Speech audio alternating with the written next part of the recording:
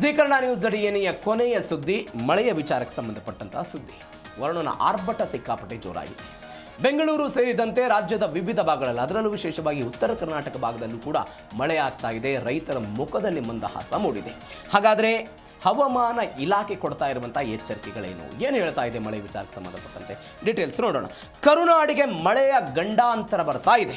ಉಡುಪಿ, ದಕ್ಷಿಣ ಕನ್ನಡ ಜಿಲ್ಲೆಗಳಿಗೆ ಇದೀಗ red alert ಘೋಷಣೆ ಮಾಡಿದ್ದಾರೆ. ಶಿವಮೊಗ್ಗ, ಚಿಕ್ಕಮಗಳೂರು, ಕೊಡಗು ಸೇರಿದಂತೆ 7 ಜಿಲ್ಲೆಗಳಿಗೆ ಆರೆಂಜ್ ಅಲರ್ಟ್ ಘೋಷಣೆ ಆಗಿದೆ. ಕರಾವಳಿಯಲ್ಲಿ ಗಂಟೆಗೆ 50ರಿಂದ 60 ಕಿಲೋಮೀಟರ್ ವೇಗದ ಒಂದು ಬಿರುಗಾಳಿ ಸಂಭವಿಸುತ್ತೆ ಅಂತೆಲ್ಲ ಹೇಳಿದ್ದಾರೆ. ಮೀನುಗಾರರು ಸಮುದ್ರಕ್ಕೆ ಇಳಿಬಾರದು ಅಂತ ಹವಾಮಾನ ಇಲಾಖೆ ಕಟ್ಟುನಿಟ್ಟಿನ ಸೂಚನೆ ಕೊಟ್ಟಿದೆ. ಬೆಂಗಳೂರಿನಲ್ಲೂ ಕೂಡ ಗುಡುಗು ಸಹಿತ ಸಾಧಾರಣ ಮಳೆ ಆಗುವಂಥ ಸಾಧ್ಯತೆ ಇದೆ ಅಂತ ಹೇಳಿದ್ದಾರೆ. ಕರ್ನಾಟಕದಲ್ಲಿ ವರುಣನ ಅಬ್ಬರ ಭೀಕರ ಆಗಿರುತ್ತೆ. ಹವಾಮಾನ ಇಲಾಖೆ ರಾಜ್ಯಕ್ಕೆ ಮಳೆಯ ಮುನ್ಸೂಚನೆಯನ್ನು ಕೊಟ್ಟಿದೆ. ರೆಡ್ ಅಲರ್ಟ್ ಅನ್ನು ಕೂಡ ಘೋಷಣೆ ಮಾಡಿದ್ದಾರೆ. ಶಿವಮೊಗ್ಗ, ಚಿಕ್ಕಮಗಳೂರು, ಕೊಡಗು ಸೇರಿದಂತೆ ಮಲೆನಾಡಿನ ಒಟ್ಟು ಅರೆ ಮಲೆನಾಡಿನ 7 ಜಿಲ್ಲೆಗಳಿಗೆ ಆರೆಂಜ್ ಅಲರ್ಟ್ ಕೊಟ್ಟಿದ್ದಾರೆ. ಅಂದರೆ ಬಿರುಗಾಳಿಯು ಕೂಡ 50ರಿಂದ 60 ಕಿಲೋಮೀಟರ್ ವೇಗದಲ್ಲಿ ಬೀಸುವಂಥ ಸಾಧ್ಯತೆ ಇರುತ್ತೆ. ಹೀಗಾಗಿ ಸಾರ್ವಜನಿಕರು ಎಲ್ಲ ಎಚ್ಚರಿಕೆಯಿಂದ ಇರಬೇಕು. ಮೀನುಗಾರರು ಯಾವುದೇ ಕಾರಣಕ್ಕೂ ಕೂಡ ಸಮುದ್ರಕ್ಕೆ ಇಳಿಬಾರದು ಅಂತ ಒಂದು ಕಟ್ಟುನಿಟ್ಟಿನ ಸೂಚನೆಯನ್ನು ಕೊಟ್ಟಿದ್ದಾರೆ. ಇದು ಕರ್ನಾಟಕದ ಕಥೆಯಾದರೆ, ಮತ್ತೊಂದು ಕಡೆ ಕೇರಳಂಗೆ ಮುಂಗಾರು ಪ್ರವೇಶ ಆಗಿದೆ. ಒಂದು 3 ದಿನಗಳ ಡಿಲೇ ಆದರೂ ಕೂಡ ಇದೀಗ ಅಲ್ಲಿ ಮಳೆ ವ್ಯಾಪಕವಾಗಿ ಆಗ್ತಾ ಇದೆ. ಹಲವು ಜಿಲ್ಲೆಗಳಲ್ಲಿ ಆರೆಂಜ್ ಮತ್ತು ಯೆಲ್ಲೋ ಅಲರ್ಟ್ ಘೋಷಣೆ ಮಾಡಲಾಗಿದೆ. ಕೋಯಿಕೋಡ್, ಕಣ್ಣೂರು, ಕಾಸರಗೋಡಿನಲ್ಲಿ 20 ಸೆಂಟಿಮೀಟರ್ ಎಲ್ಲ ಮಳೆ ಆಗಿರುವಂಥ ಸಾಧ್ಯತೆಯಂತೆ. ಭೂಕುಸಿತದ ಭೀತಿ ಇದೆ.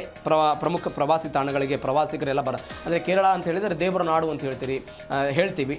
ದೇವಸ್ಥಾನಗಳಿಗೆ ಅನೇಕ ಭಕ್ತಾದಿಗಳೆಲ್ಲ ಹೋಗ್ತಾ ಇರ್ತಾರೆ. ಹೀಗಾಗಿ ಅಲ್ಲಿಯೂ ಕೂಡ ಮಳೆ ವ್ಯಾಪಕವಾಗಿ ಆಗ್ತಾ ಇದೆ. ಹೀಗಾಗಿ ಸ್ವಲ್ಪ ಎಚ್ಚರಿಕೆ ಇರಲಿ ಅಂತೆಲ್ಲ ಹೇಳಿದ್ದಾರೆ. ನದಿ ಪಾತ್ರದ ಹಳ್ಳಿಗಳ ಜನರಿಗೆ ಹೈ ಅಲರ್ಟ್ ಘೋಷಣೆ ಮಾಡಲಾಗಿದೆ. ಸುರಕ್ಷಿತ ಸ್ಥಳಕ್ಕೆಲ್ಲ ತೆರಳೋದಕ್ಕೆ ಅವರೆಲ್ಲ ಸೂಚನೆ ಕೊಟ್ಟಿದ್ದಾರೆ.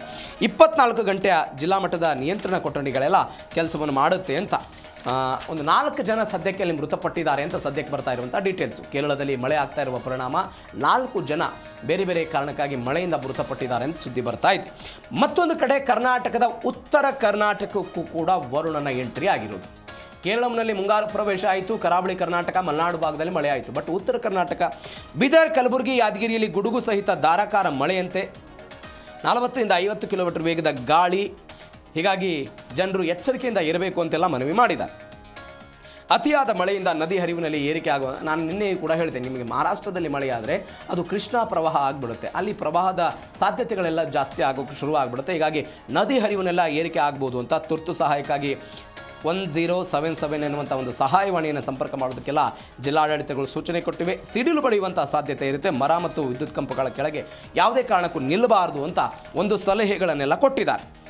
ಇದು ಮಳೆಯ ವಿಚಾರಕ್ಕೆ ಸಂಬಂಧಪಟ್ಟಂತ ಆಗ್ತಾ ಇರುವಂಥ ಬೆಳವಣಿಗೆ.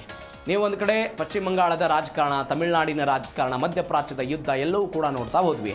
ಆದರೆ ಇದೀಗ ಹವಾಮಾನ ಇಲಾಖೆಯು ಕೂಡ ಮಳೆಯ ವಿಚಾರದಲ್ಲಿ ಕೆಲವೊಂದಿಷ್ಟು ಗಂಭೀರವಾದಂಥ ಎಚ್ಚರಿಕೆಗಳನ್ನು ಕೊಟ್ಟಿದೆ. ಎಲ್ಲೆಲ್ಲಿ ಏನೇನು ಮಳೆ ಆಗುತ್ತೆ ಅನ್ನುವಂಥ ಒಂದು ಪ್ರಿಡಿಕ್ಟನ್ನು ಮಾಡಿದೆ.